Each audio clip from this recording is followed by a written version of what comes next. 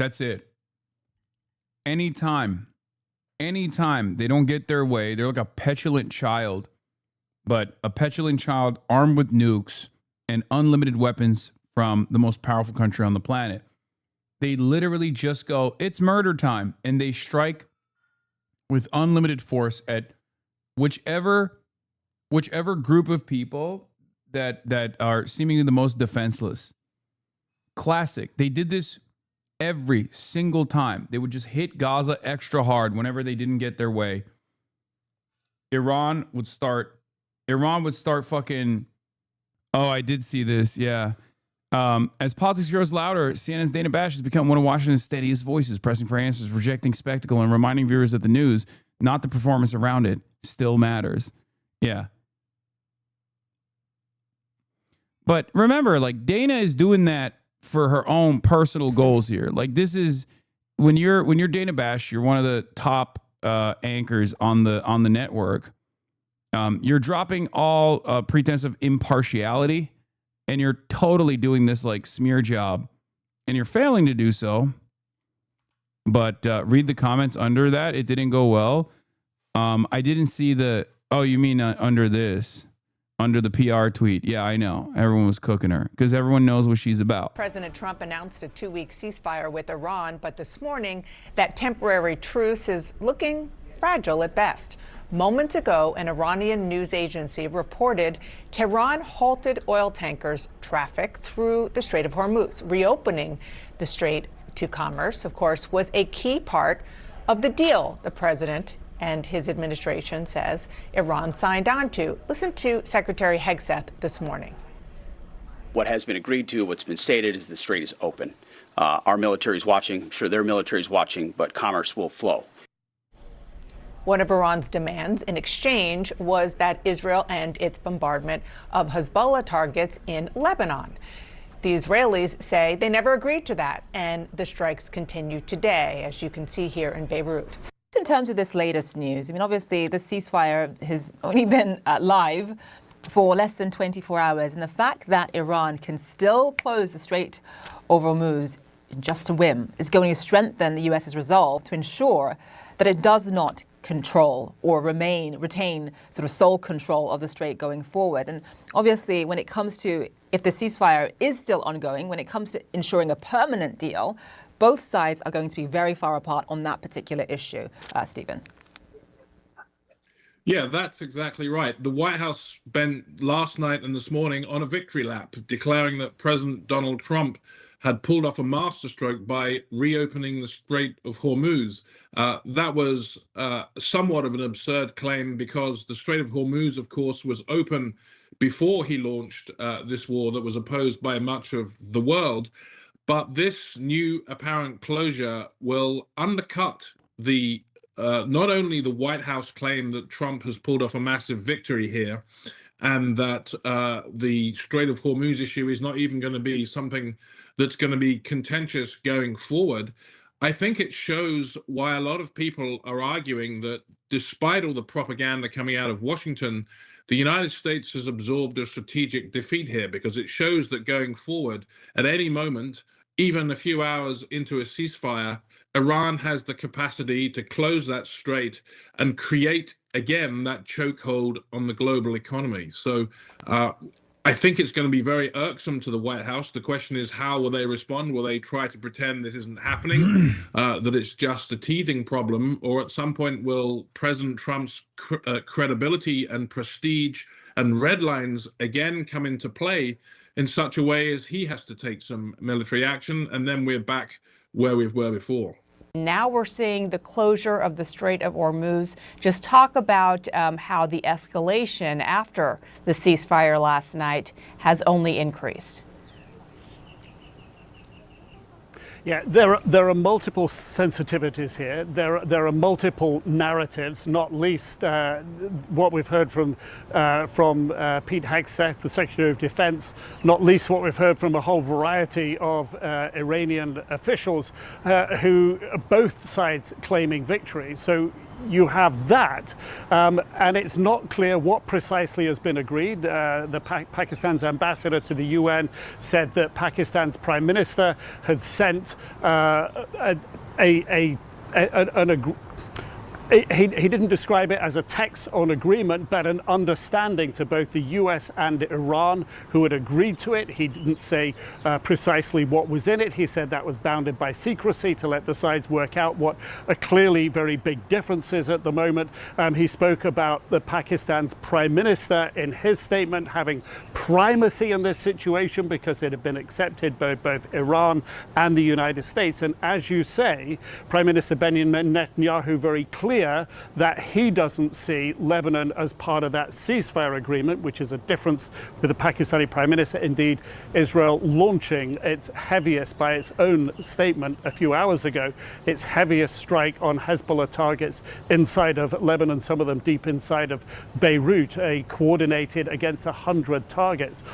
So has that led to the closure of the Strait of Hormuz? It's very hard to say, but it is certainly one of the many threads and strands of the lack of clarity, of the lack of certainty where everyone stands, of the multi-sided nature of what's been happening.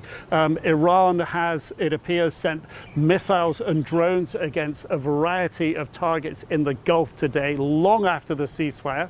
Secretary of Defense Pete Hegseth said it would take some time, as he said, for the carrier pigeon to get out to some of the remoter Iranian military units who he says have been cut off from communications. But I think when we look at the state of play on Iranian state media, the declarations of victory, the popular support coming out in the street for the regime in Iran, it's hard to imagine that even in the farthest flung corners of Iran, military commanders haven't got the instruction yet to cease and desist. All of this is going to feed into that sort of uncertainty that can unravel what J.D. Vance called his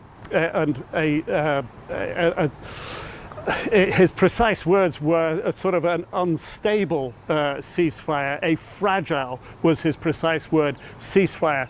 I think all of that plays into it. And trying to get at which strand specifically is pulled that unravels the next one, very hard to say. With me now is retired Lieutenant General Ben Hodges. He's the former commander of U.S. Army forces in Europe. So reopening the Strait of Hormuz was part of this deal. Is this ceasefire already broken in your view? I think what Brett said earlier is correct. There is not really a ceasefire. These are not a couple of angry sergeants out there launching missiles. And I think we're going to have to listen to what the insurance companies say. If they are not willing to insure vessels moving through the Strait of Hormuz, then the strait is in effect still closed. And I think this is why it's also important that the president and others not speak too quickly about things that are so tenuous because it ends up damaging their credibility. And the president, as you know, has claimed victory here. At the same time, you have these attacks in the region. You have the Strait of Hormuz closed now by the Iranians based on our latest reporting, and things are very active and moving by the minute. That's where things stand right now. There seems to also be confusion between the U.S., Israeli, and Pakistani positions over whether Lebanon was included in the ceasefire agreement. How concerning is that? Well, very concerning. And this is part of the problem when you don't have world-class professional diplomats handling these kinds of negotiations. The fact, I was skeptical when I first saw that. No. Because the goals that these guys have are not to actually come to a managed conclusion, a reasonable proposal where both parties actually cease hostilities. No, it's just to express the desires of Israel. So I don't think that's I don't think that's the goal, right? So no, these are the perfect people who are playing that role, the helpers.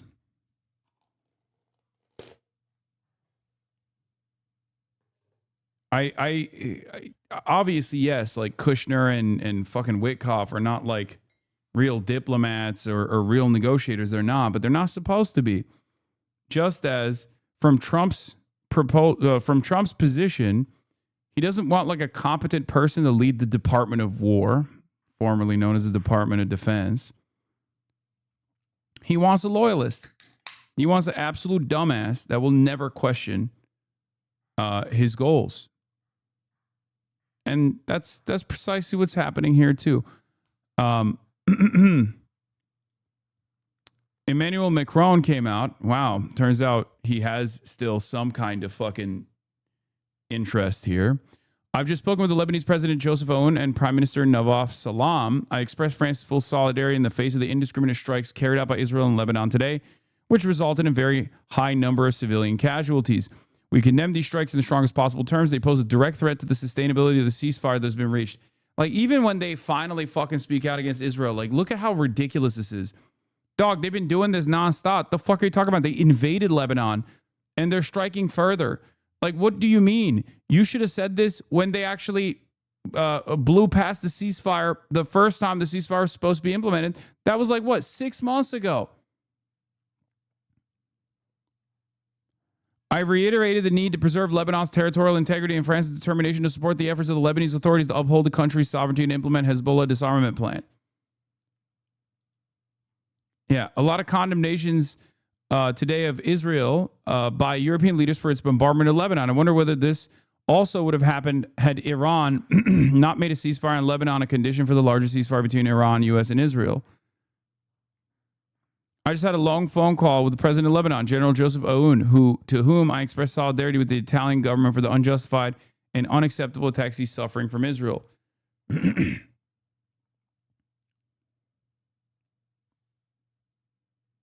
It's totally ridiculous.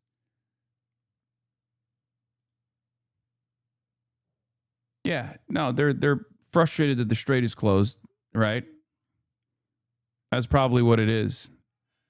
They thought for a brief moment they could have a moment of respite. And Iran is saying, nope, strait is going to, continue being closed as long as Israel strikes Lebanon. But it's good. It's a movement in the positive direction, at least. I mean, these guys are all monsters, okay? These European leaders are cowards. They're vassals. And perhaps most importantly, they're monsters, okay? They're monsters.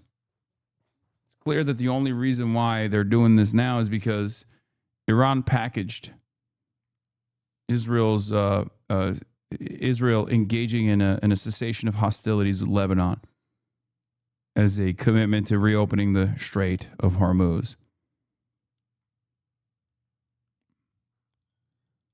Israel's been doing this shit nonstop in both Gaza, where these people never fucking spoke out against it. You are contradictional when you comment EU statements because America's not handling America is corrupted by Israel's lobby. EU statement is correct and you cannot figure it out because you're poisoned by Israel's lobby. Yeah, the European Union leadership is certainly not just as poisoned by the influence of the Israeli lobby. And then on top of that, are total fucking vassals to American imperialism and American needs anyway.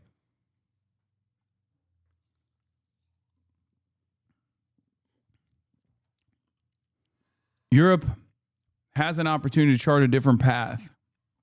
I've made that very clear. Okay? They just don't seize it. Iranian told you who is boss. Are you going to be great pawn or on board for Miss Kirk in future? Are you ready to play this game for a future? Or are you going to be on knees? Nice.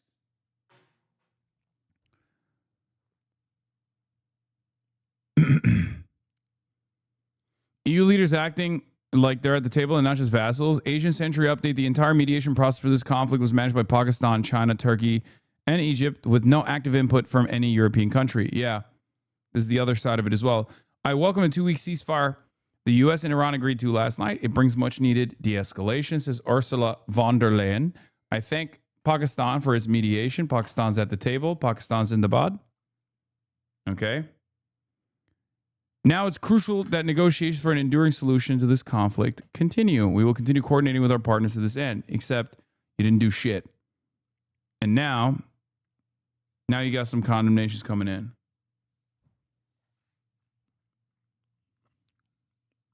Condemnations for Lebanon.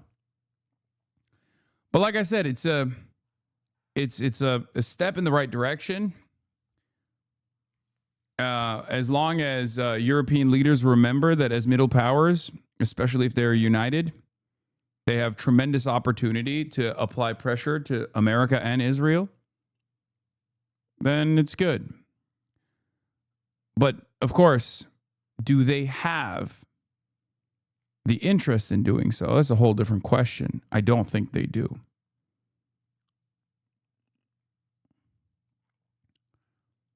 I don't think they care enough about it.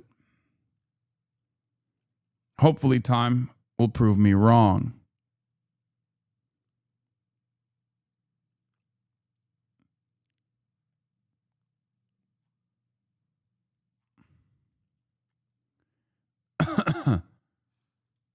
There was going to be a restriction on any operations in Lebanon or against Iranian proxies. I was pretty sure there was no way that Israel could agree to that. And so again, it's a mistake to claim a victory on something before you can be really sure that it's going to be done. And unfortunately this is a. I think you're wrong. The Nordic countries are united. The Greenland issue is one example. Dude, buddy, friend. It took them Donald Trump directly threatening military annexation in direct violation of the principles that NATO exists on for them to finally fucking come out and be like, what are you saying? Donald Trump literally threatened annexation and invasion of Europe, of a part of the European continent, for them to finally say, okay, you can't do that. And the response to that was literally, yo, you're treating us like we're a brown country. Fucking chill. It was pretty obvious what was going on because they were celebrating the violation of Venezuelan sovereignty with the Maduro kidnapping, with the sham trial that they set up, right? They loved that. And then Donald Trump turned around and was like, I'm going to do to you what I'm doing to everybody else. He put Europe and the European continent in his rapist crosshairs. And all of a sudden, everyone's like, whoa, whoa, whoa. We loved it when you were doing it to Venezuela. Macron at the time sent private text messages that we now know of to Donald Trump. Do you know what he did? Do you know what he said in those private text messages? He said, don't fuck around with Greenland. What are you doing? It's a European country. We can do wonderful things together in Iran. That's what he said. We can do wonderful things together in Iran. Now we're doing the wonderful things without France in Iran. If you want to understand what these guys' mentality looks like, look no further than statements like that, right?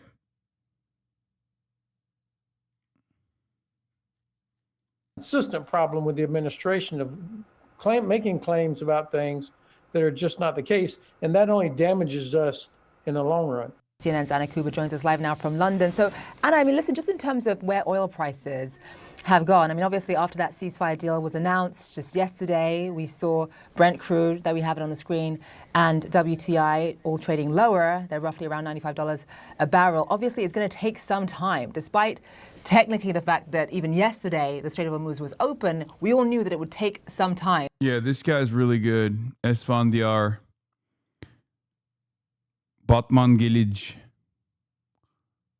That sounds like a Turkic ass last name. Iranified.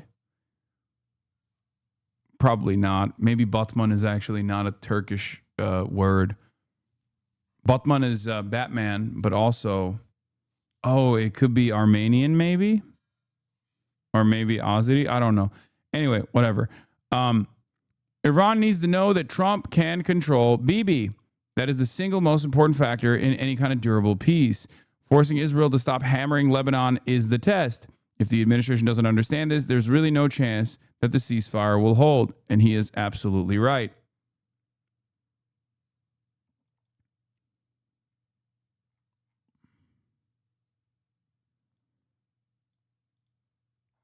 Oh, here, you want to see the cuckening?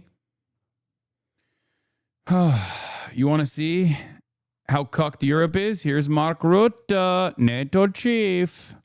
Yeah, Trump is daddy. Remember? That's what he said. That's what he said about Donald Trump.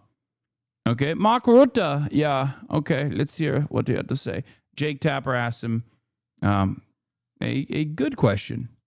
When President Trump threatened to kill the entire Iranian civilization, did that bother you at all as a diplomat? Well, you know, what I always say when it comes to what leaders are saying, I'm not commenting on everything. What I want you to know is that I support the president, and I know large parts of Europe do, when it comes to taking out the capacity of Iran to export chaos to the region, to Europe, to the whole world. They are one of the main enablers of Russia's war effort in Ukraine. We all know this. Yeah, all the drones. With the drones, it is an existential threat to Israel if they would get their hands on a nuclear capability. It is great to try to negotiate it away, but we also always knew that with North Korea, it took too long, and then North Korea had its hand on a nuclear, and then you cannot negotiate any longer, and they have that power. Collectively. When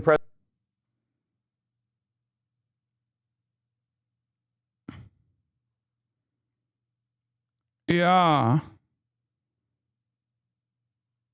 Yeah, Mark Rutte. Is daddy. Trump is daddy. When will we be able to get a trim? Hopefully this weekend or before this weekend. Rutte is not German. I mean, yeah, I have like a similar. Dog, I'm Dutch. Imagine having this guy as a minister, president for 12 years and now still having to hear this demon in a higher position.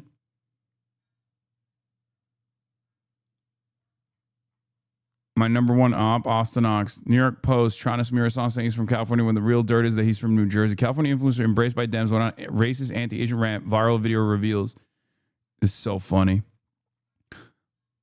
It's like this kind of shit doesn't fucking work, man.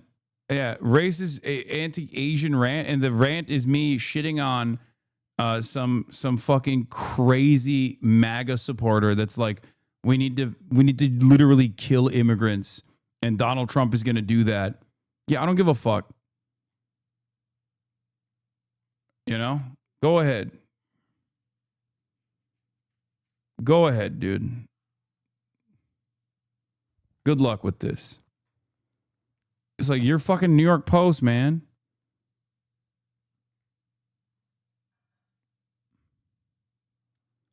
What is this? Emma Vigeland? Dubs, if someone dug up my grandma for that, I'd be pretty upset. I wouldn't care. I would, dead. I got dead grandparents. Yeah, right. I don't care. When I die, you can dig me up, Hasan, and fuck me. Sorry. Wrong podcast. That's what the fuck.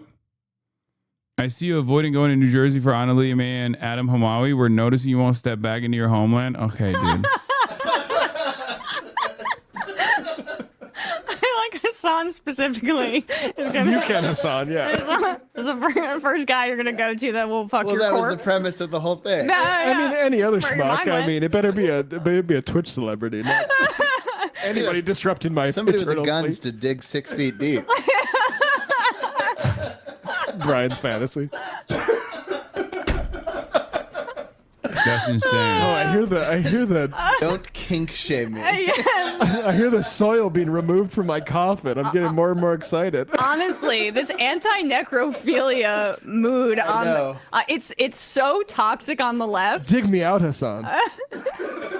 What has the DPRK done since getting a nuke? Did they nuke Seoul yet? Dog, do you think that's the point of getting nukes? Are you fucking stupid? The point of nukes is not to use them. The point of nukes is to never use them. You've greatly misunderstood why countries develop nuclear sovereignty. The fuck?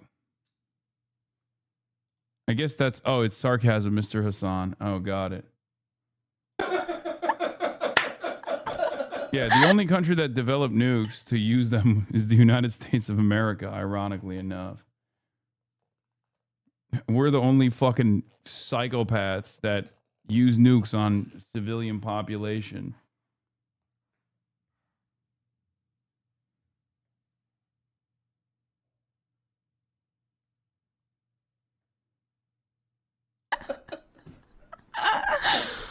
Can someone please clip this and send it to him?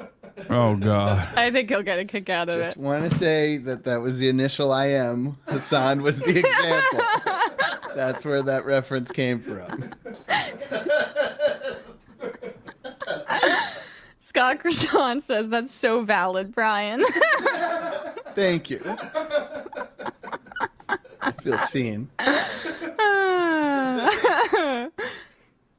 Brian Scorp says, come on, Hasan. Come find me. It's cold down here.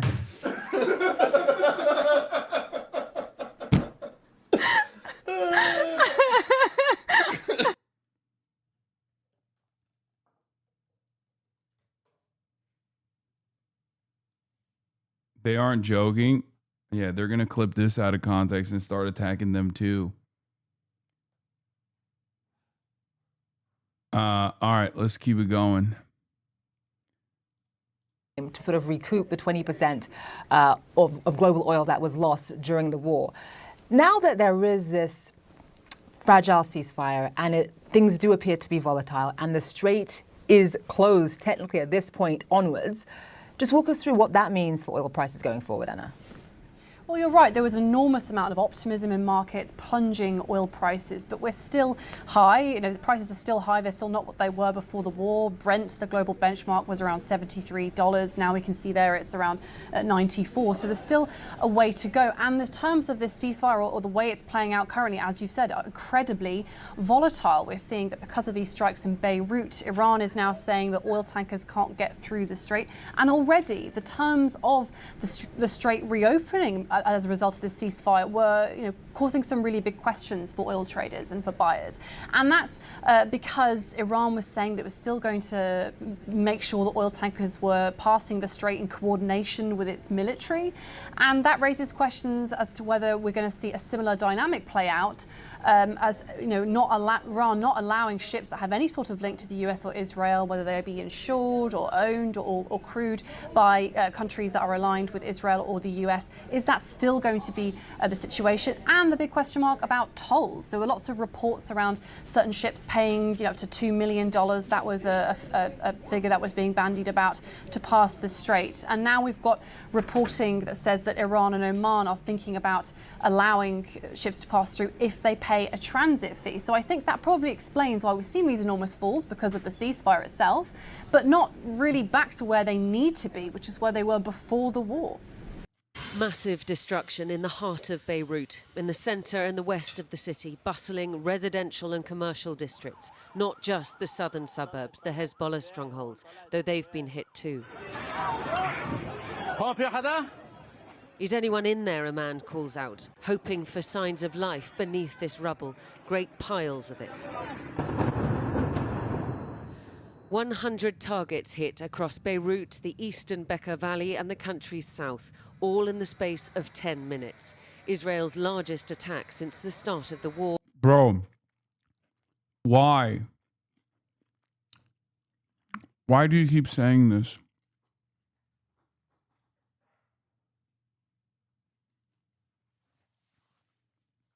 You just keep spamming, hey, Russia, China, and North Korea are prepping for war? Where is this coming from?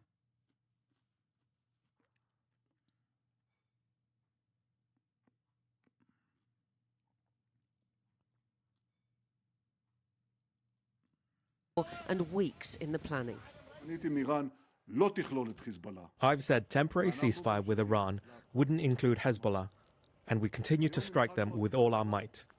Today, we've dealt them the biggest blow suffered since the pages. We have attacked 100 targets in 10 minutes in places they were certain were immune and bulletproof. And there are significant civilian casualties. How could there not be with this amount of firepower? Bro, Israel is one speed. That's it.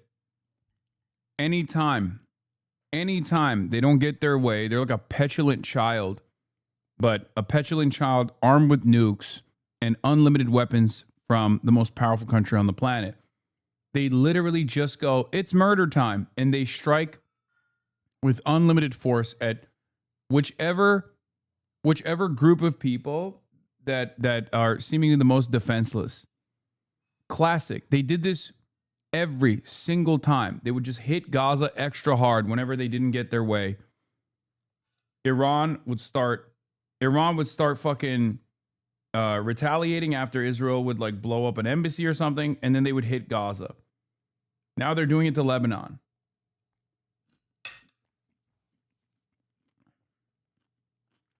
And no prior warning.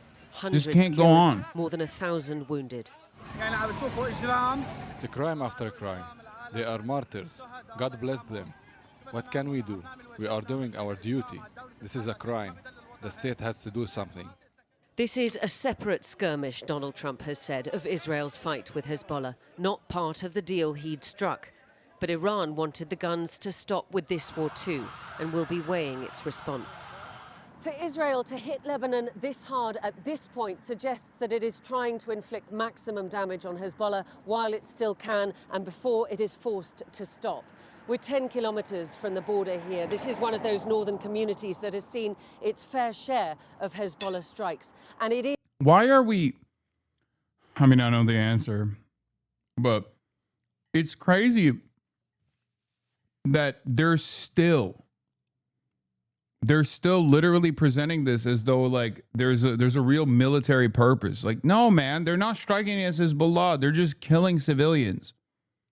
Okay? That's it. Their goal is not to strike against Hezbollah. They can't strike against Hezbollah. That's why they're killing civilians. Okay? That much is clear. And they did this for months and months. They did this for 2 fucking years almost. They went in. They accomplished 0 military goals against Hezbollah. They got their shit pushed in. They had to retreat. And the only time they made gains against Hezbollah was when they were just like blowing up entire city blocks. That's it. It's towns like this that Israel has said that it is determined to protect at seemingly any cost. You are looking at this one. Okay. Okay, and we are somewhere else. Sarit Zehavi runs a center which focuses on the security challenges on Israel's northern border. She thinks Israel is right to press on. We are tired of wars. We want to make sure that this time something will truly change. Are you prepared to have the war with Iran ongoing if it means that you can keep fighting Hezbollah? We are prepared to defend ourselves as much as it takes. But these don't look much like defensive strikes, whatever Israel says. And Iran is taking note. The Speaker of the Parliament posting that negotiations were unreasonable with 3 of their key conditions unmet: the ceasefire in Lebanon, the entry of a drone into Iranian airspace, and the denial of Iran's right to enrich uranium. This ceasefire deal is already soaked in Lebanese blood, even if there are some miraculous rescues. Israel and Iran both have their fingers on the trigger, ready should the other blink first.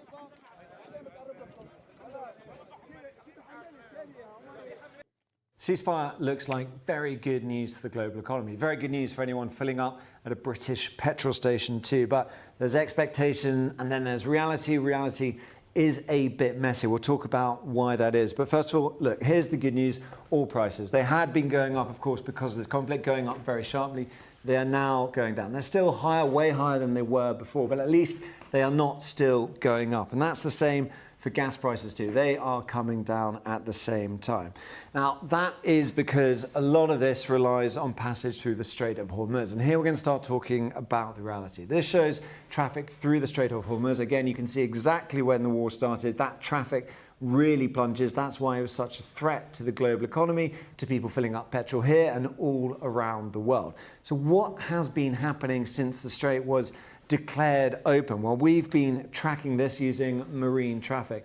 And since the ceasefire was announced, in the hours up to that point, we've only seen 2 vessels go through. And look where they've gone through. These are bulk carriers. They've gone through Iranian waters. Actually, one started in Iranian waters before they make their way out. So this isn't perhaps what we might be expecting in terms of global shipping getting moving again. And bear in mind that route. It's really important, close to Iran. So this is the Strait of Hormuz, sort of map form. This is how it usually works. That red line, ships go through there unimpeded.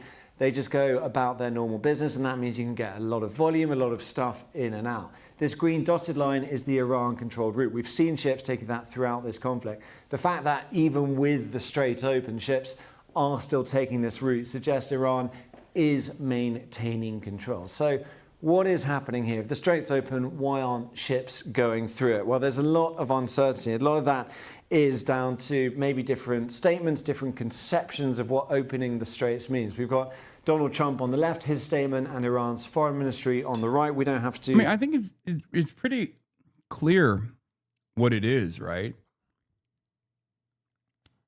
For people who are aware of what's going on, yeah, no, you can...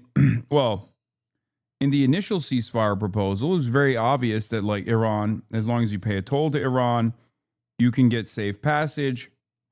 They were most likely going to start processing those payments automatically rather than having them port, like rather than having them go to one of their ports to dock, and instead just go through whatever payment processor that they have, make that payment, go through easily, right? But then obviously Israel struck Lebanon, and Iran was like, all right, fuck you. Strait of Hormuz is closed.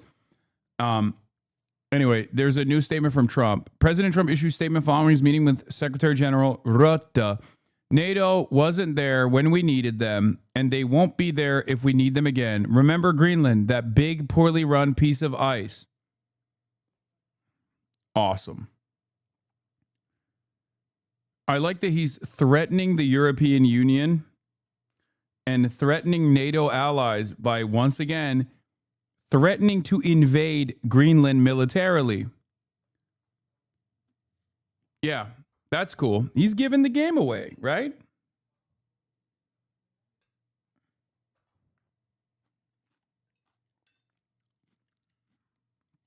I guess after receiving the same blowjob over and over again, you kind of get bored of it, right? You would assume Mark Rutte developed new techniques of sucking him off from the back and maybe, you know, applying pressure to his G-spot or something to like switch it up a little bit. But kind of feels like this time around, Trump was like, you've sucked me the same way. I need a new suck. I need a new suck, Mark. You're not sucking great. You got to put your tongue in it, Mark.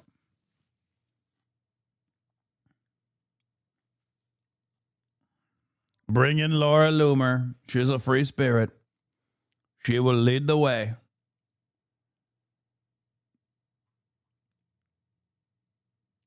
And then Politico thought it was crazy to compare him to Hitler. Yeah, I don't think anyone thinks it's crazy to compare him to Hitler. I think it's a controversial enough statement that they're trying to tie back. But again, it's as bad as you make it as the candidate. And I think Abdul dealt with that so well in the moment where he was like, what are you talking about? You just threatened to do genocide. What the fuck do we call that? Another good one you can also say is, oh, wow, the guy I had on the stump called Donald Trump Hitler. Well, so did his vice president and his HHS secretary. So he's not alone in that. You know? Because they did do that. RFK Jr. and J.D. Vance have both called Donald Trump Adolf Hitler. So read through all of that. But let's see what they said about the Strait. So Donald Trump talked about the complete, immediate and safe opening of the Strait, whereas Iran's foreign minister, he was a little more nuanced, a little more maybe in the reality of this. He said for a period of 2 weeks, safe passage through the Strait of Hormuz will be possible via coordination with Iran's armed forces and with due consideration of technical limitations. Two really important points. armed forces. That suggests Iran is in control, at least according to its foreign ministry, and with due consideration of technical limitation. That is putting the brake on it. We're not just going to see traffic moving, even if companies wanted to move. That is suggestion there'll be technical limitations, that it will be slightly throttled. We won't be going back to pre-conflict levels of traffic, and that's before we even consider reports that Iran is going to charge ships to move through this. So the upshot of all that is fuel prices here may remain high for some time. So you've got diesel prices here in black, you've got petrol and green diesel a lot higher, it's increased because we have to import a lot more of it. But both have had that rapid rise. They may stay high for a bit longer. And then the cost of shipping, that also surged with war. It has come down a bit too. Again, there's a bit of expectation there because you're building weeks, months in advance. But this is all contingent on the strait being open as built. At the moment, it doesn't seem like that is the case. And it's the nature of a ceasefire. This isn't the end of a war. This is a ceasefire. There is a lot of uncertainty still to come. Day 40 of the war could have been apocalypse now, instead of which it feels like apocalypse postponed, because both sides have agreed to a 2-week pause, a ceasefire, while they try to work something out. The Americans have submitted a 15-point set of red lines via Pakistan, which is being considered, and the Iranians have submitted a 10-point series of red lines via Pakistan, which the Americans are thinking about. And President Trump said about this 10-point Iranian series of demands that he thought it was a workable basis for negotiation. That's very curious when you consider some of the things that are in these 10 points. One thing that's in these 10 points is an Iranian demand that the Americans close their bases in the Middle East and withdraw their troops. Now, this is a view of some of the... Well, perhaps that's a workable solution because those bases have been rendered inoperable. You know what I'm saying?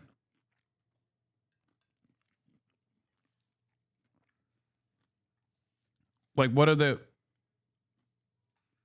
going to do? If anything, they're doing America a favor. So now they don't have to go back and like rebuild the fucking things when it's clear that they're not really invested in the security of the countries anyway. And who knows what the GCC's attitude will be, you know, when all this is said and done. Main bases, not all of them by any means, but some of the main bases in the region. There are 40,000 American troops normally in the Middle East, plus the 8,000 or so extra who have arrived there in light of this particular crisis. The chances of the United States withdrawing troops, still less closing bases, which have been open for many years, is absolutely zero. They just won't do it. Another Iranian demand is that they be allowed to maintain their civil nuclear power capacity. And they've always said this. We want to be a civil nuclear power, and they say we have no desire to develop a nuclear weapon. Now, they've been lying about that for the last 20-odd years, and presumably they'll continue lying about it. Why? But here's the other issue. In their main nuclear plants, these three were hit. Why?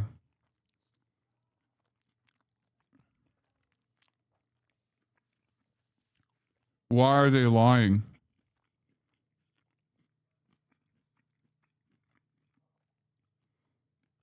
This is what's so fucking annoying. Like, it's just automatic. Like, anyone that says, I don't think that's the case, actually. Let me tell you what the truth actually looks like. Immediately, you're like, oh, here we go. Another IRGC dick rider. Another Islamic Republic defender. No, man, I'm just defending the fucking truth. Like, why can't we engage in truthful discourse? If you got a fucking biased position against Iran, you can say that you're biased against it. But at least say the truth. It's so fucking annoying. By the United States, Fordo, Natanz, and Isfahan, not Bushehr in the south. They were hit last year. And somewhere in the rubble of those three plants, it is believed that the Iranians have got 400 kilos of highly enriched uranium, enriched to about 60%, highly enriched uranium. It may be under the rubble of Isfahan, maybe it's under the rubble of Natanz, maybe it's been split up into two. You know what's so annoying about it too? like what he just casually said right there, no one agrees with. Like no one, the International Atomic Energy Agency disagrees with that statement, and they are obviously the most knowledgeable, right?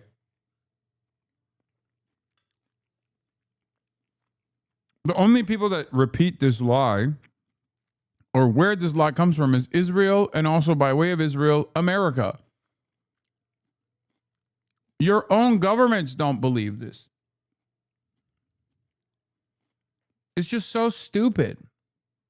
2 or 3 tranches, or maybe it is under the CIA and the U.S. State Department also don't agree with that sentiment or agree with that assessment either. But at least like American politicians will say it, right? Like they advance that lie. Even if the actual intelligence shows the exact opposite reality, at least there's like American politicians who fucking lie about it, and Israeli politicians who fucking lie about it. underneath Pickaxe Mountain, which was built near the Natanz plant, and it's very, very deep, very inaccessible, and it's possible that the Iranians moved their uranium into Pickaxe Mountain before the attack of June last year.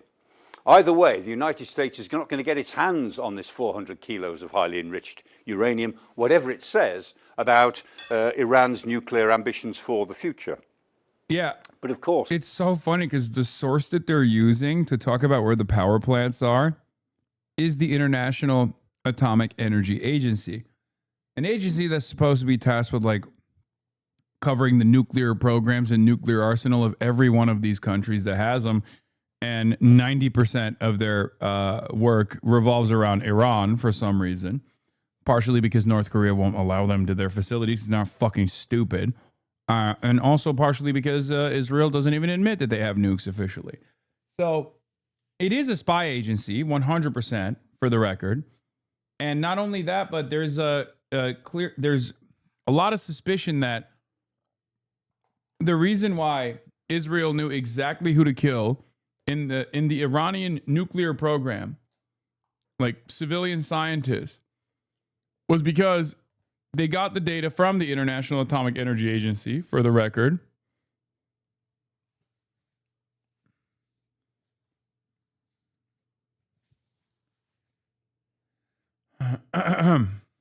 Just another incredible cruelty. Another instance where we have shown our hand, we've shown our real interests, we've shown how fucking violent and barbaric we are, how perfidious we are. the most immediate issue is the Strait of Hormuz. And Donald Trump has said that these straits will be released as of today, that the straits will immediately become open to shipping. The Iranians have said, well, they will open in the next day or so. But here's the big issue. The normal channel in the Strait of Hormuz goes like that, right around the straits and then along the Iranian side of the Gulf itself. But in the last few days, those ships that they've been allowing through have had to take a different route via the toll booth. And this is where they have to go north of Larak Island and effectively pay their tolls before they get out of the Gulf again. Because in Larak Island, the Iranians can take a good look at them. They could sink them if they wanted to. They can turn them back. And today, so far, day 40, all of the ships that have left the Gulf have been going north of Larak Island. So the Iranians are still operating their restrictive policy so far. If in the coming days they go back to the traditional shipping route, that will be a relief, but it's by no means guaranteed. Donald Trump can make lots of differences in the world. He can influence many things. One thing he can't really influence is Israel's war in Lebanon. The Iranians have said that all fighting must stop, but the Israelis have made it very clear with the most extensive attacks today on Lebanon since the 28th of February that this ceasefire is not to them. They actually will carry on with their war against Hezbollah in Lebanon, whatever happens in the Iran-United States arrangements. Which leaves President Trump claiming victory. He says that we have been completely successful diplomatically on all fronts. Well, if we look at all the things that the President has said over the last few weeks about what America's aims are, and they keep changing, but if we put them all together, the fact is not one of those aims has been unambiguously achieved. And some of them are in a worse state now than they were before he started. This is the same exact dynamic we watched unfold when biased mainstream resources and legacy publishers that had no investment in telling the truth about what was going on the ground in Gaza would, or the ambitions of Hamas, the ambitions of the Palestinian Islamic Jihad, the Palestinian resistance, they just misinformed their populations. They misinformed the public. And they're doing the same thing right now. And it's even dumber because at least like in that circumstance, albeit still totally unacceptable, these were non-state actors. Non-state actors that don't have English language communicators, non-state actors who were effectively shut out from developing a line of communication with the rest of the world, right? So it was much easier to disparage them and to refuse to listen to what their demands were. But like doing it to Iran is incredibly stupid because it's a sovereign state. It's a fully fledged country. It has a foreign minister that speaks English perfectly. And it makes it even dumber. To me, it's even dumber that they're trying to do this with Iran, where they're like, what could the ambitions be here? Oh, well, America tried to fucking achieve its military objectives and there's miscommunication taking place in the back and forth conversation. It's like, no, there isn't. It's confusing to you if you're just not paying attention at all. It's confusing to you if you have a totally distorted framework that you're operating off of. You're totally biased, and your job is not to really look at this stuff and try to interpret it. None of this stuff is strange. And the reason why I'm bringing this up, the reason why I'm maintaining this position is because you have to look at why this ceasefire took place. Okay? Look at why the ceasefire happened. Because America wanted it to happen. Why did America want it to happen? Because America was looking at the risk calculation, recognizing that they're incapable of reaching their military goals. They'd failed dramatically in achieving any of those military goals. They didn't deteriorate Iran's strike capabilities. They didn't even develop full air superiority over the Iranian airspace. They had no way of extracting this enriched uranium in this like super ambitious military campaign. They recognize that it's virtually impossible for them to overtake Karg Island or any number of different islands without, putting sufficient boots on the ground and developing an area like a cordon sanitaire with drones and with sufficient aerial assets. Like, it's just not going to happen. So they failed on all that. Okay. They recognized they failed on that. They understood that clearly the cards are in Iran's hands. And that's precisely the reason why they were advocating for a ceasefire behind the scenes by way of Pakistan. That's what the reality is.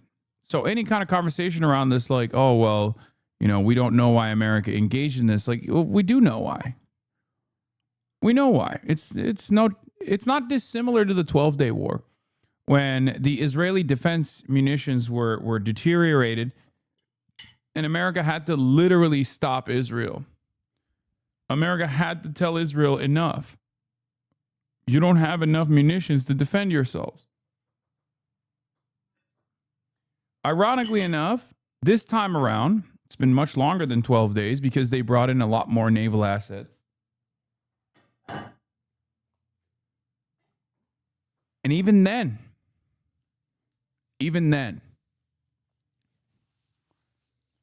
it's clear that Iranian missiles are striking deep inside of Tel Aviv and potentially even in the Negev desert, where a lot of the Israeli Air Force is. That's where their big air base is.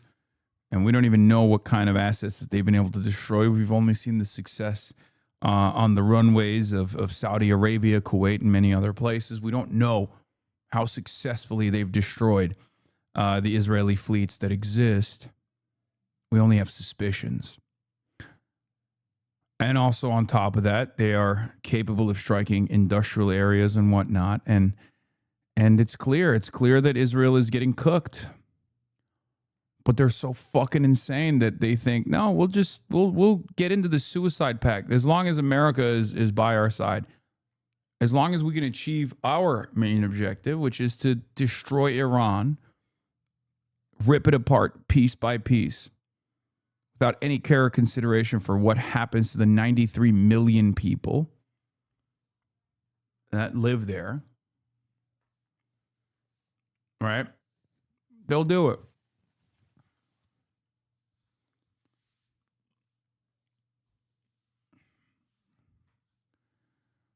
Yeah, we'll read this. Nathan Taylor Pemberton wrote, Hasan Pike can stream, but can he stump? I want to see the photos because this guy took so many photos of me throughout the entire day. Okay, these are not bad. These are not bad. Interesting style. Very heavy on the flash, but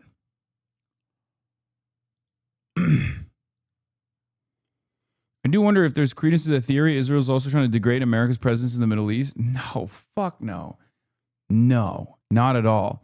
There's credence to the theory that Israel is careless and inconsiderate about what happens to the Gulf because a weaker Gulf is good for Israel. That's real. That's a real part of the objective. So the more they hit Iran and the more Iran retaliates to the Gulf, the better it is for Israel. Okay? 100%. Yeah, I saw this is very funny. Hasan standing there like his lawyer. But no, as far as like removing America's influence from the region, no, they don't agree with that at all. As a matter of fact, they still want to maintain American military presence so hard in the Gulf that they have now finally openly admitted that they're willing to turn Israel into a direct American military base. Part of that, I think, also is because, you're just cutting out the middleman there, recognizing that the Gulf is unsustainable to defend, and that America still has a foothold in the region. How is a weaker Gulf good for Israel? What do you mean? Chatter, any country in the region must be weak for Israel. Every country. The Gulf has other allies, not only China, but also Turkey, for example.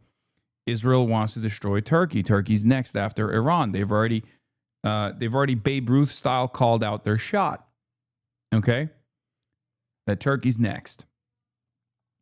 If they engage in land acquisition or the same stuff that they're doing to Iran, but to Turkey, what do you think the Gulf is going to do? There's Turkish military base in the Gulf, like in Qatar, right?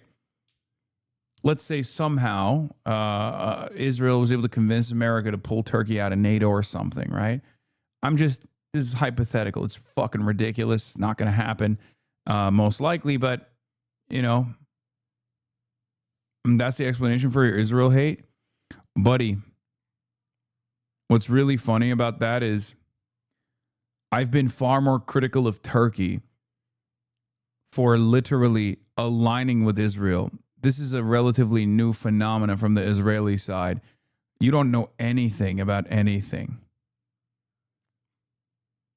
Turkey is the primary party involved in sending energy to the Israeli grid by way of Azerbaijan, Baku Ceyhan.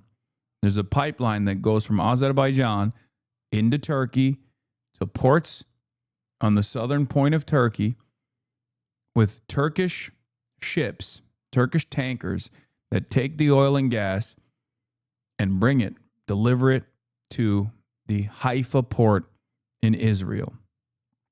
Okay?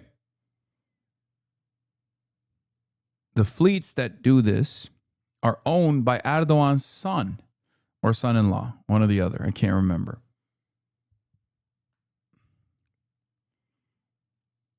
Israel is still threatening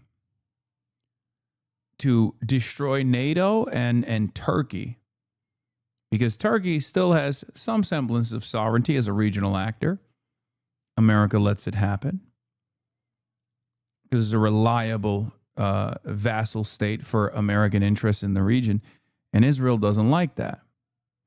Your talking points is anti-EU, even though we agree with you. You are using the same biased viewpoints that Fox News uses against you, against European media perceptions. We hate Trump. Orban is disliked. Vance lands in Hungary and helps him with Orban's election. You get that, right? Buddy, I don't think you understand.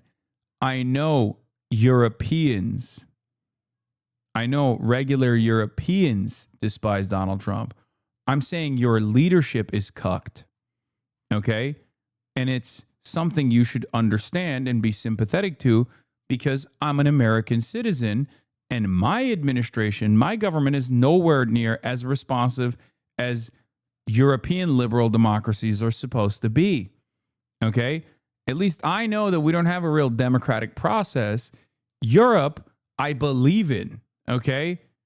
Especially because Europe is supposed to still be independent. European Union is a powerful force on the planet still. My demand is that European leadership become more responsive to the needs of the population.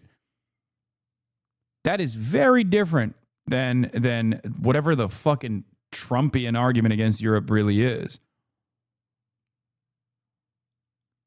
Okay?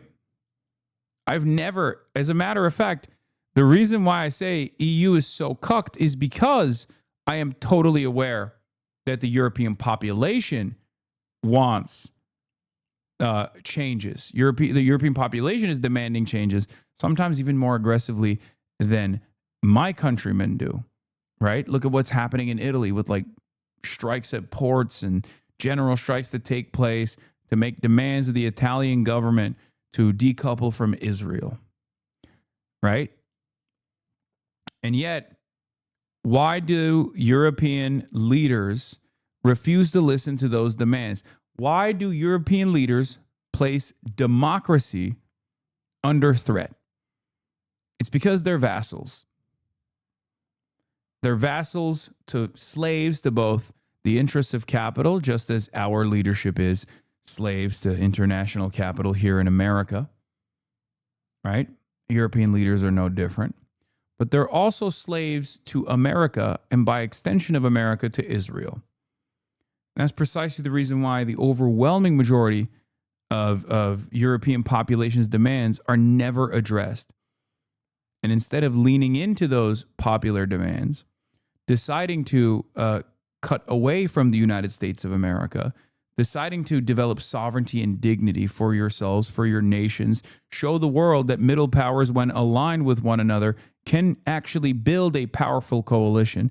The European Union is already there. Instead of doing that, instead of defending liberal democracy, European leadership, what does European leadership do? Time and time again, they show that they're totally fucking cucked. Fuck every fat American fuck.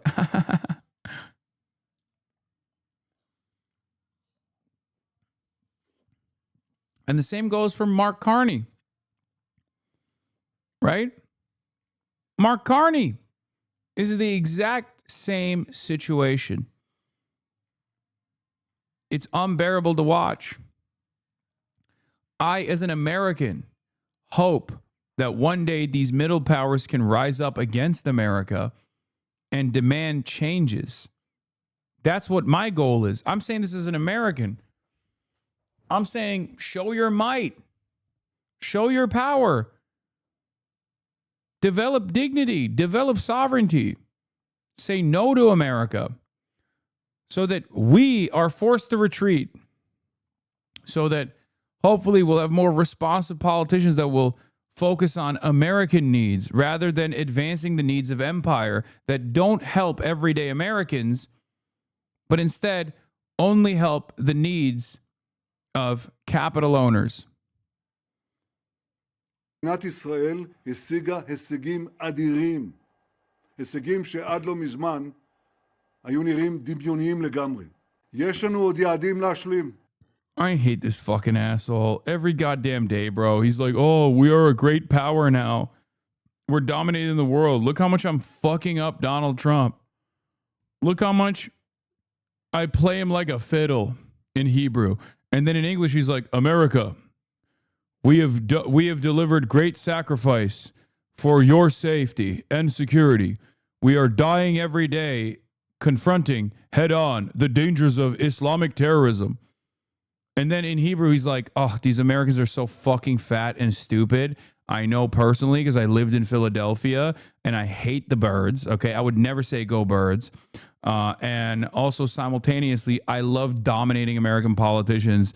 Isn't it fucking awesome how cucked they are to me? Benjamin Netanyahu. Literally, Benjamin Netanyahu on Hebrew Twitter versus Benjamin Netanyahu on English Twitter is like two different demons. Both are demonic, but very different types of demons on very different timing. Go birds, dickhead? No, that was Benjamin Netanyahu. That's why he said he would never say go birds, despite the fact that he's from Philadelphia, you fucking idiots. I'm saying, do you want Benjamin Netanyahu to say go birds? I, Benjamin Netanyahu, love the Philadelphia Eagles. Is that what you wanted? Here, okay, he says go birds. God, Philly fans are so fucking... Dude, Philly fans get so... Philadelphia sports fans are so dumb, I'm sorry, that you heard me say I would never say go birds when referencing Benjamin Netanyahu, and you just got so angry that you were like, nah, fuck that, dude. Where's my sock full of batteries?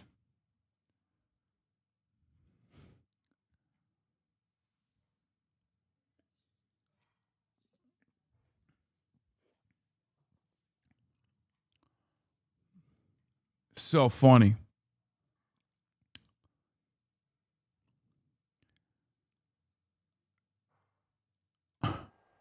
ואנחנו נשיג אותם, או בהסכמה, או בחידוש הלחימה. כי אנחנו ערוכים לחזור ללחימה בכל רגע שידרש. האצבע על ההדק. הלילה נכנסה לתוקפה הפסקת אש זמנית בת שבועיים בין ארצות הברית לבין איראן, בתיאום מלא עם ישראל. לא, הם לא הפתיעו אותנו ברגע האחרון. עכשיו אני מבקש להדגיש, זה איננו סיומה של המערכה. זו תחנה בדרך להשגת כל היעדים שלנו. היום הנחתנו על חיזבאללה את המכה הגדולה ביותר שהוא ספג מאז הביפרים. תקפנו 100 מטרות ב10 דקות, במקומות שחיזבאללה היה בטוח שהם חסינים.